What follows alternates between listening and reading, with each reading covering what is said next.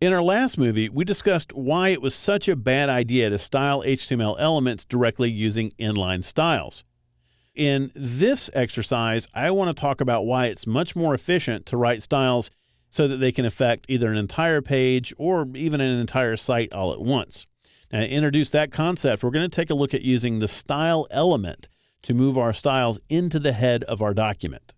So here I'm using the style.html file from the 06_03 directory. What I want to do is I want to go up to the head of my document, and just underneath the title there, I'm going to go ahead and open up a style tag. So the style element is always found, if you're going to use it, up in the head of the document. And just inside of it is where we're going to put all of our CSS. So essentially what this allows you to do, if you will, is to interrupt the HTML for just a moment, write all the CSS you need to write for that page, and then go back to writing your HTML. Within this tag, I can throw all the styling I want. Any styles that you place here are going to apply to the entire page. What we want to do is we want to move this styling from here up to here. But one of the things we have to do is remember, inline styles don't require the use of a selector. They don't need to target an element on the page because, well, they're applied to an element on the page.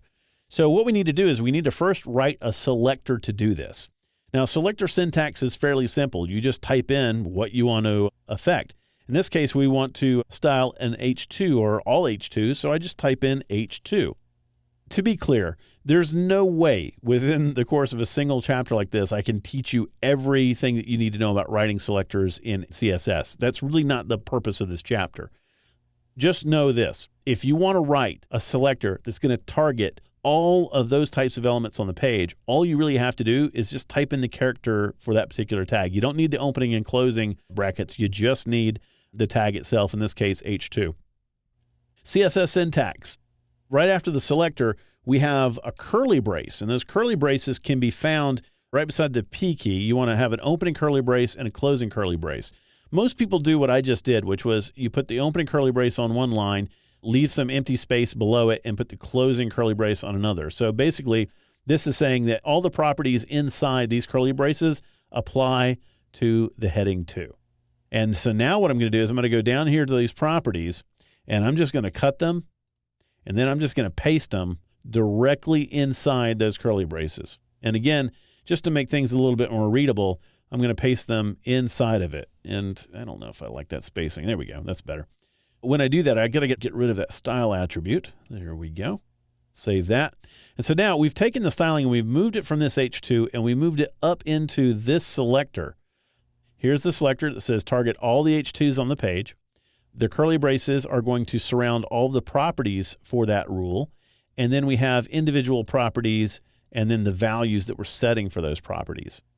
So if I save this and preview this in a browser, you can see that nothing really changed. It's still red. It's still a heading. So our styling is still being applied. But what makes this a lot more powerful than using inline styles is if you had another heading too on the page, for example. Maybe we have one here that says global styles apply to all instances of the element.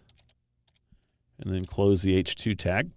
If I save this and refresh my browser, you can see that it goes ahead and gets the same exact styling because it's an H2 element. So this is saying, hey, any H2 element on the page, I want to go ahead and change that.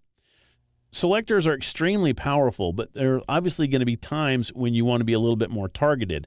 Now, again, we're not going to get too deep into selectors in this chapter, but I just want to show you that you certainly have a lot more filtering mechanisms available to you in these selectors.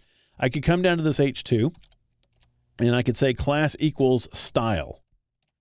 And then all I have to do is come up to this H2, and class selectors are preceded by a period when you write them in CSS. So I could say H2 period style.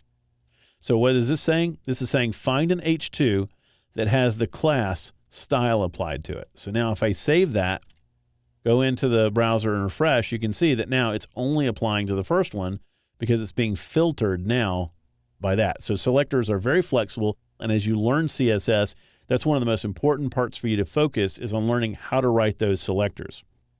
For what we did in this particular exercise, we moved the styles so that they're applying to the entire page all at once.